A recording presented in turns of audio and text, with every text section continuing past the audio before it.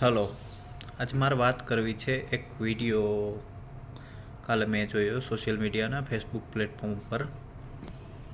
જિજ્ઞાસા પટેલ કરીને છે કોઈ, ને આમ આદમી પાર્ટીમાં છે. અને એ વિડીયો હું જોતો હતો ત્યારે એ વિડીયો જે અત્યારે પાક ધોવાણનું પાક નુકસાનનું જે ઓનલાઈન ચાલી રહ્યું છે બરાબર, તે બાબતમાં 100 રૂપિયા લે છે. એ બાબતમાં હું આ વિડીયો બનાવું છું. કેમ કે આજથી 5 વર્ષ પહેલાં હું ગ્રામ પંચાયતમાં વીસી તરીકે જોબ કરતો બરાબર. ત્યારે પણ આ જ હતું, અત્યારે પણ આ જ છે. એ બેન એમ કહે છે કે તમે શાના લ્યો છો, તો હું કહીશ કે મેં ઓછામાં ઓછા 8 વર્ષ ગ્રામ પંચાયતમાં નોકરી કરી. 8 વર્ષના બિલ મને હજી મારા પાસ નહોતા થયા બરાબર. અને જો એવું હોય તો તમે તમારા ખર્ચાના, તમે જેટલા ખેડૂત હોય તમને એવું પેટમાં દુખતું હોય તો બેન, તમે ખેડૂતના જેટલા ગામમાં ખાતેદાર હોય તમે 50-50 લેખે ખાલી આપી દો ને. વીસીને કોઈ જાતનો પગાર જ નહોતો આપતા. ને આ બાબતે અમે આંદોલન કરેલા છે. તમે એમ કહો છો કે અમે આગળ તમારું કહેશું ને આમ કહેશું ને તેમ કહેશું, તો ત્યારે તમે ક્યાં હતા? અમને 12 રૂપિયા આપતા બરાબર. એ 12 રૂપિયા 2 વર્ષે 3 વર્ષે, માનો કે 100 ફોર્મ ભરાણા હોય તો 10,000 રૂપિયા જેવું થાય તો બરાબર, એ 2-2 અઢી વર્ષે મળતા. હું ખુદ, મને મારો ખુદનો એક્સપિરિયન્સ છે, મને ખુદનો અનુભવ છે. પછી અમે લઈએ કે ન લઈએ, નથી સરકાર અમને પગાર આપતી, કોન્ટ્રાક્ટ બેઝ ઉપર. સરપંચના દબાવમાં લેવું, તલાટી મંત્રીના દબાવમાં રહેવું, ટીડીઓના દબાવમાં રહેવું, ગામમાં અપક્ષ હોય, વિરોધી હોય એના દબાવમાં રહેવું. બધાય આવીને તો અમને દબાવે બરાબર, વીસીને. તો વીસી શું કરે? વીસીને રોટલો તો કરવો કે નહીં? ને તમે કહો છો કે 100 રૂપિયા લે છે. વાત સાચી છે, ખેડૂને 45,000 રૂપિયા આવશે બરાબર. એવું નથી કે ને એનું 100 રૂપિયામાં કંઈ ઓછું નથી થઈ જવાનું. હું ખેડૂત દીકરો છું. મેં અત્યારે 8 થી 10 વર્ષ નોકરી કરી હતી વીસીમાં બરાબર. મારે ખુદે મૂકવું પડ્યું આજથી 5 વર્ષ પહેલાં મેલા રાજકારણના હિસાબે.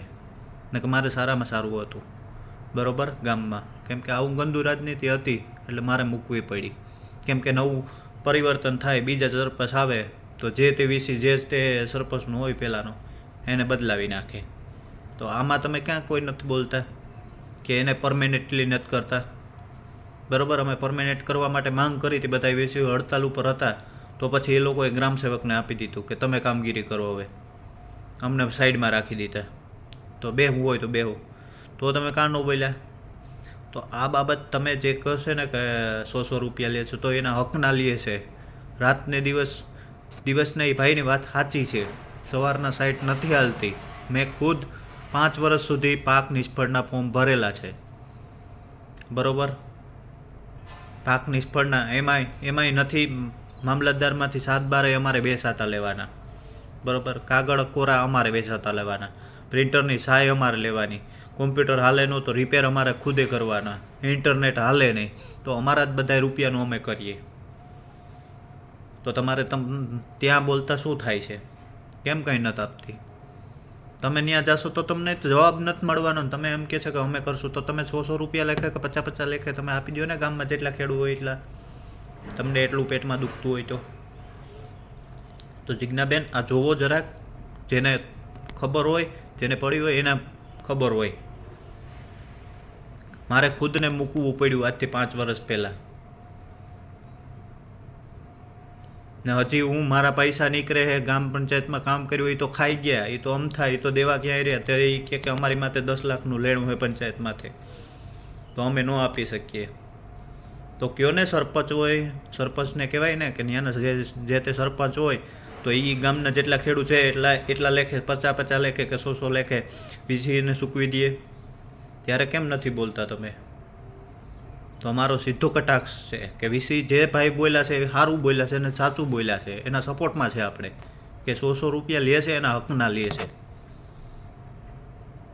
બરાબર. તો આ માટે જ મેં એટલો વિડીયો નાનકડો એવો મૂકવો, મેં વિડીયો જોયો હતો એટલે મેં આ મારો વિડીયો અપલોડ. કેમ કે મેં એમાં કામ કર્યું છે, મને ખબર છે એની વેદના શું હોય છે. કોઈ નથી આવતું પૂછવા, કાઢી મૂકે છે.